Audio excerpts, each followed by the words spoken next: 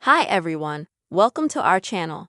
In this video, I will show you and tell you how to stop sharing data between your iPhone and other devices, like iPad or Mac. Please subscribe to our channel, put your likes, write your comments. Let's get started. Because data sharing only works through iCloud. For that, we need to log in first. To do that, we need to go into the phone settings. Then at the top of the screen we see our name and click on it. In the middle of the screen we see a folder called iCloud. We tap on it. And here also in the middle of the screen we have a folder called Show Everyone. When we tap on that, we see a list of apps that we're currently sharing with.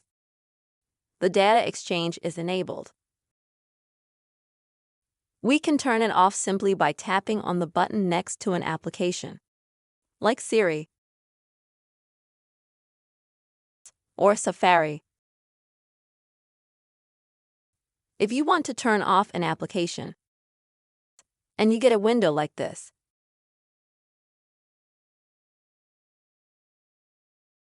you can choose what you want to do next. You want to keep the data on your phone, or you want to delete the data from your phone as well. So what do you do with these apps that don't have an off button? It's very simple. We will need to do one extra step.